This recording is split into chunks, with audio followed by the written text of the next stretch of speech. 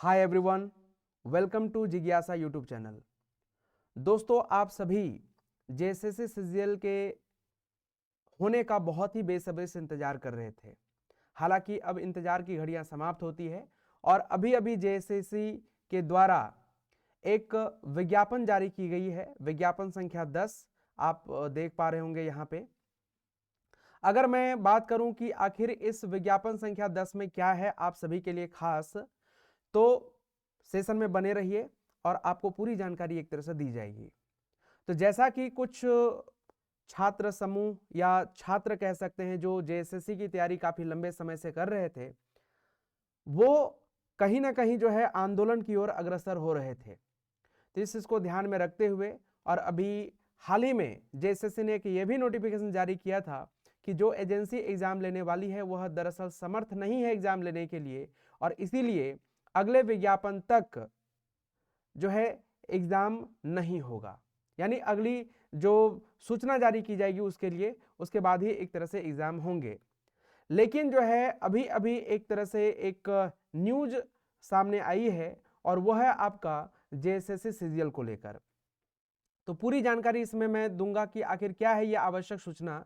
तो सबसे पहले अगर हम यहाँ पर बात करेंगे दोस्तों, तो आप देख सकते हैं कि ये आज ही का नोटिफिकेशन है ये, और इसमें साफ साफ कहा गया है कि झारखंड सामान्य स्नातक योग्यताधारी संयुक्त प्रतियोगिता परीक्षा, यानी सामान्य भाषा में कहें तो जेएसएससी सीजीएल, जिसकी आप तैयारी काफी लंबे समय से एक तरह से कर रहे हैं। तो ये जो जेएसएससी सीजीएल 2023 है, इसके परीक्षा के आयोजन के संबंध में यह सूचना है और कहा गया है कि इस जेएसएससी सीजीएल 2023 का आयोजन 21 जनवरी 2024 और 28 जनवरी 2024 को राज्य के अलग अलग जिलों में यानी विभिन्न जिलों में आयोजित किया जाएगा। अब बात आती है कि आखिर ये एडमिट कार्ड कब मिलने वाली है, क्योंकि काफी सारे स्टूडेंट परेशान होते हैं कि एडमिट कार्ड कब से मिलेगा। तो प्रवेश पत्र यानी एडमिट कार्ड डाउनलोड करने संबंधी सूचना जो है आयोग की अधिकृत वेबसाइट यानी जो ऑफिशियल वेबसाइट है jssc.nic.in पर आपको एक तरह से मिलने वाली है। तो इसकी भी सूचना पहले जारी कर दी जाएगी। और देखिए, जितने भी ऑफिशियल इंफॉर्मेशन होते हैं वो सारे के सारे इसी में जारी होते हैं। तो इस वेबसाइट को टाइम टू टाइम आप विजिट जरूर करते रहेंगे ताकि जो है आपको कहीं इधर उधर जो है जाने की आवश्यकता न हो।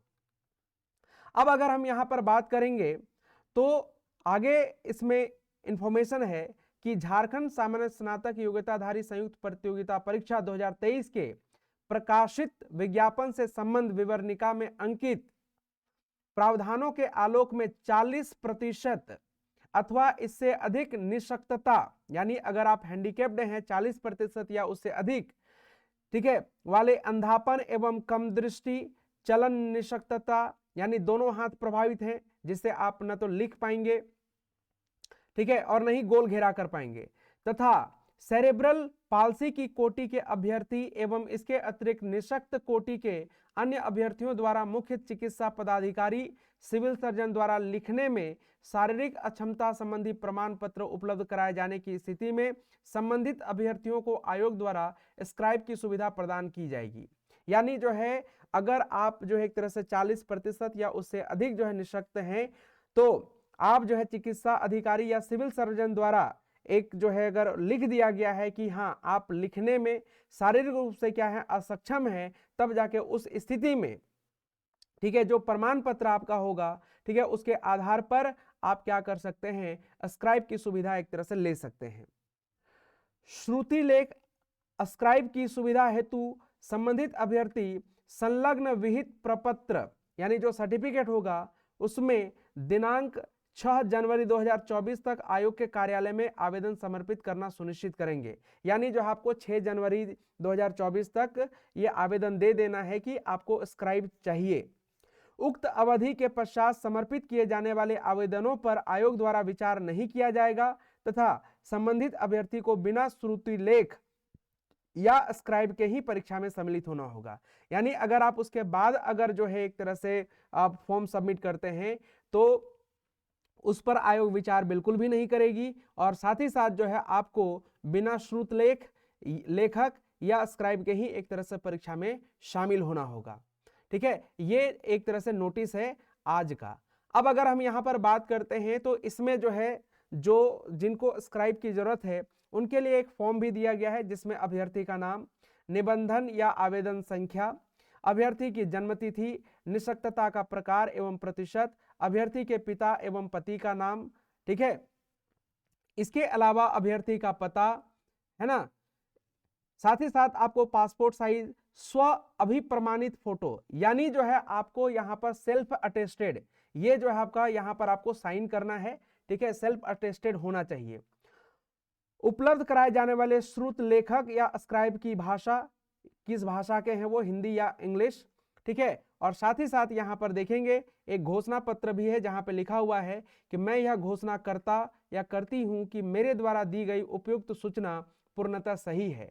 उक्त घोषणा के गलत पाए जाने पर मेरी उम्मीदवारी नियुक्ति रद्द कर दी जाए, ठीक है। अनुलग्नक यानी क्या क्या आपको यहाँ पे साथ में देना है, तो निःशक्तता प्रमाण पत्र यानी लिखने में अक्षमता संबंधी प्रमाण पत्र जो डॉक्टर द्वारा एक तरह से जारी किया जाता है, और साथ ही साथ समर्पित ऑनलाइन आवेदन पत्र की प्रति, यानी जो आपने फॉर्म अप्लाई किया है उसका भी जो है एक तरह से फोटोकॉपी देना है और आपको यहाँ पर साइन करके 6 जनवरी तक एक तरह से क्या कर देनी है, सबमिट कर देनी है।